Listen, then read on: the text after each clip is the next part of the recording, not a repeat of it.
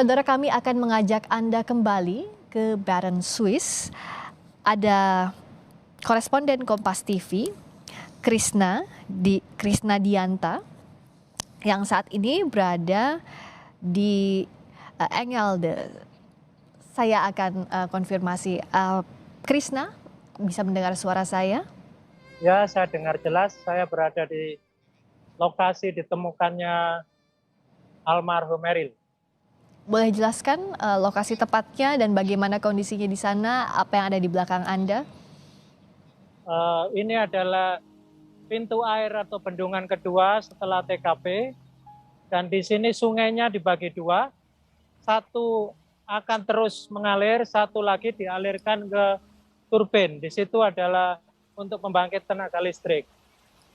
Kurang jelas di mana ditemukan tepatnya di lokasi ini, tapi kalau menyangkut ya di situ. Itu adalah pintu air yang ada jeruji dan sebagainya. Airnya deras di sini, sangat deras, dan orang tidak boleh berenang kira-kira 1 kilo dari sini sudah harus turun dan harus naik ke atas.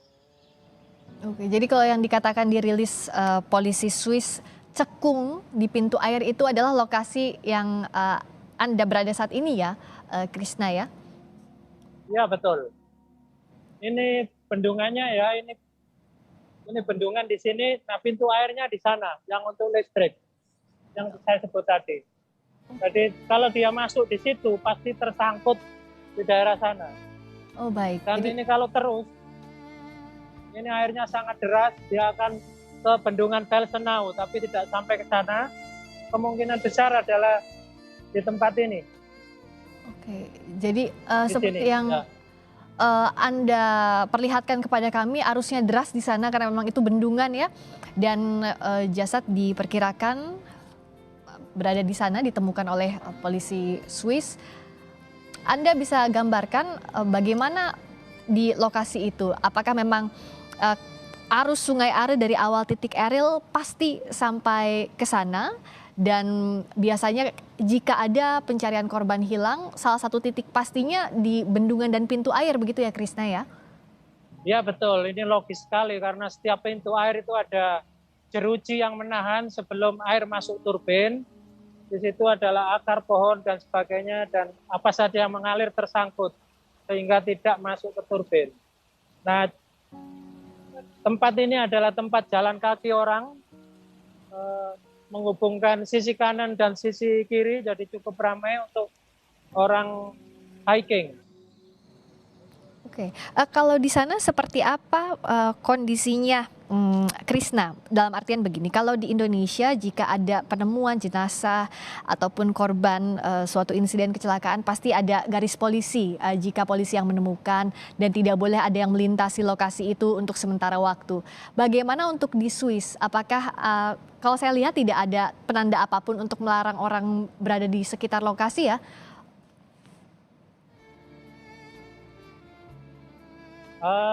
Biasanya kalau ditemukan sesuatu akan dibangun sebuah tenda putih dan mayatnya akan di situ difoto dan sebagainya, diambil sampel. Itu hanya berapa saat, kira-kira sampai 3-4 jam, itu sudah terlalu lama. Kemudian hilang lagi, sudah nggak ada lagi, karena ini kan sudah ketahuan meninggalnya karena tenggelam, bukan seperti pembunuhan di suatu rumah atau dan sebagainya. Saya lihat tidak ada, kosong. Tapi karena ditemukan kemarin Rabu pagi sekali, jadi diperkirakan di sini selalu banyak polisi, ada tenda putih, orang laboratorium dan sebagainya. Sekarang sudah nggak ada, sudah bebas dilalui di mana-mana.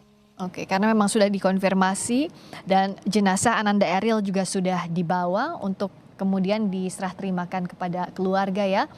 Kalau lokasi ini tolong jelaskan lebih jelas lagi kepada kami.